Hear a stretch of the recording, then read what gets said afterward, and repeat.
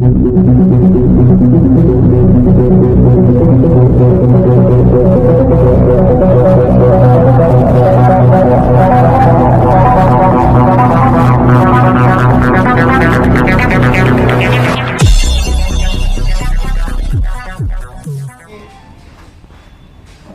పాలైన రాజారెడ్డి గారు ఓటమిని జీర్ణించుకోలేక ఈరోజు ప్రజానాయకుడు ఈ నియోజకవర్గం ప్రజలందరి ఆశీర్వాదంతో బ్రహ్మాండమైన ప్రజా తీర్పుతో గెలుపొందిన కోట్ల సూర్యప్రకాష్ రెడ్డి గారి పైన మరి అబద్ధాలు మాట్లాడుతున్నారని ఈరోజు మేము తీవ్రంగా ఖండిస్తున్నాము ఈ ప్రెస్ మీట్ ద్వారా.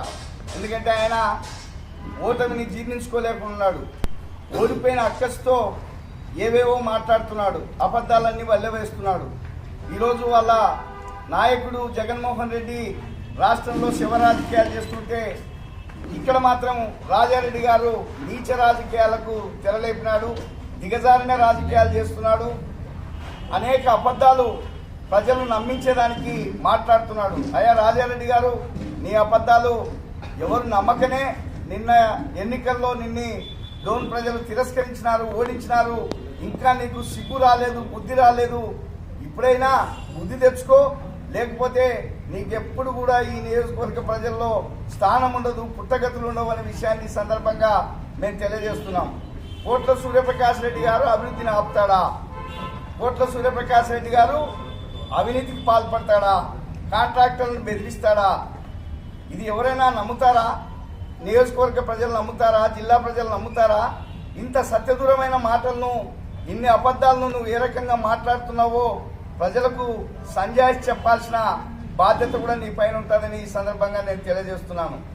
మేము ఎన్నికలప్పుడే చెప్పినాం, రాజారెడ్డి గారు మీరు చాలా హడావిడి చేస్తున్నారు, పనులు పూర్తి కాకుండానే ఇవాళ మీరు చెప్తున్న కూరగాయల మార్కెట్ కావచ్చు, లేదంటే బీసీ గురుకుల జ్యోతిరావు పూలే గురుకుల పాఠశాల కావచ్చు, ఇంకా అనేక కార్యక్రమాలు నువ్వు చెప్తున్నావు. అవన్నీ కూడా నువ్వు పూర్తి కాకుండానే, హాస్పిటల్ కానీ ఇవన్నీ పూర్తి కాకుండానే నువ్వు ఆ రోజు మరి ప్రారంభోత్సవాలు చేస్తున్నావు.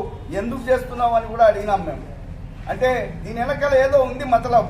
నువ్వేమో ఆ రోజు పూర్తి కాకుండానే ప్రారంభోత్సవాలు చేసినావు, ఈరోజు ఓడిపోయిన 2 నెలలకే మళ్ళీ వచ్చి తగుదునమ్మా అని చెప్పేసి పనులు ఆపేస్తున్నారు సూర్యప్రకాష్ రెడ్డి గారని అబద్ధాలు మాట్లాడుతున్నావు. అంటే దీని వెనకాల ఏముందో తప్పనిసరిగా మరి నిజాలు తెలుసుకోవాల్సిన బాధ్యత ప్రజలకు ఉంటుంది, తెలపాల్సిన బాధ్యత కూడా నియోజకవర్గం ఎమ్మెల్యే గారికి ఉంటుంది అనేది ఈ సందర్భంగా మేము తెలియజేస్తున్నాం.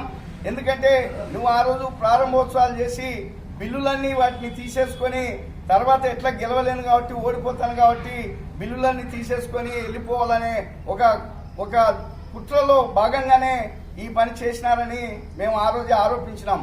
అది ఈరోజు నువ్వు ప్రజల్లో నమ్మించడానికి, ఈ ప్రభుత్వం వచ్చిన తర్వాత సూర్యప్రకాష్ రెడ్డి గెలిచిన తర్వాతనే పనులు ఆగిపోతున్నాయని చెప్పి నమ్మించడానికి ఈరోజు ఇట్లాంటి అబద్ధ ప్రచారాలను నువ్వు చేస్తున్నావంటే తప్పనిసరిగా దీని వెనకాల కుట్రకోణం దాగింది, అవినీతికి పాల్పడినావు.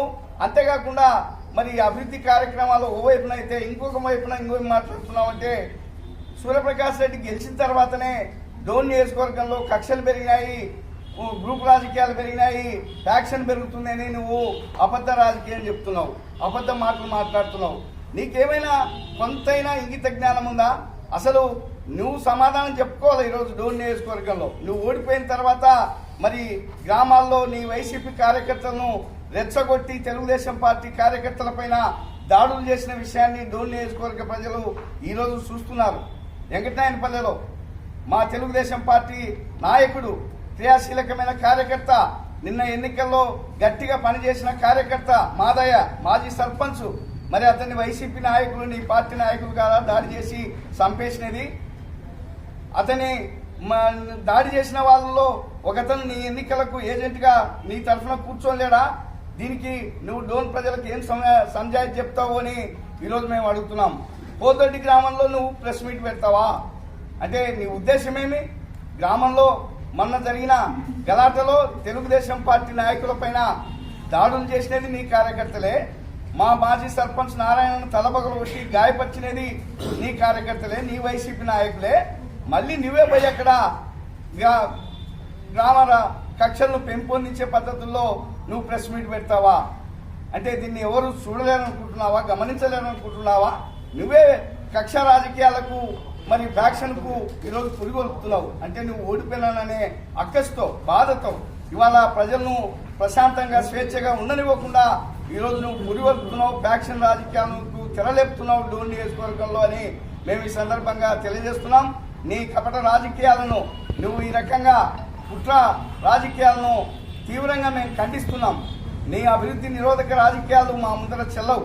నీ పప్పులు ఉడకవు కోట్ల సూర్యప్రకాష్ రెడ్డి గారి ముందర. కోట్ల కుటుంబం ఎప్పుడు ప్రజాసేవకు అంకితమైన కుటుంబం. కాబట్టే ఈరోజు గెలిచిన మరుసటి రోజు నుంచే, గెలవక ముందు నుంచి కూడా డోన్లోనే ఇల్లు తీసుకొని డోన్లో ఉంటున్నారు. నువ్వు ఏ రోజు కూడా 10 సంవత్సరాలు డోన్ నియోజకవర్గంలో ప్రాతినిధ్యం వహించినా ఏ రోజు నువ్వు డోన్లో నిద్ర చేయలేదు. కానీ మా నాయకుడు సూర్యప్రకాష్ రెడ్డి గారు ప్రజాసేవకు కట్టుబడి, ప్రజలకు ఇచ్చిన మాటకు కట్టుబడి ఎన్నికల ముందు నుంచే ఇల్లు తీసుకొని డోన్లో కాపురం ఉంటున్నాడు. గెలిచిన తర్వాత ఏ రోజు 1 గంట కూడా రెస్ట్ తీసుకోలేదు. ప్రజలు లేకపోయినాడు. డోన్ పట్టణంలో వీధి వీధి తిరుగుతున్నాడు. బేతంచెర్ల పట్టణంలో, ప్యాపిల్లో, అన్ని గ్రామాల్లో గెలిపించిన ప్రజల దగ్గరికి పోయి వారి సమస్యలు తెలుసుకొని మరి వాటి పరిష్కారానికి పూనుకున్న విషయాన్ని ఈరోజు డోన్ నియోజకవర్గ ప్రజలు చూస్తున్నారు. అదే మేము అడుగుతున్నాం.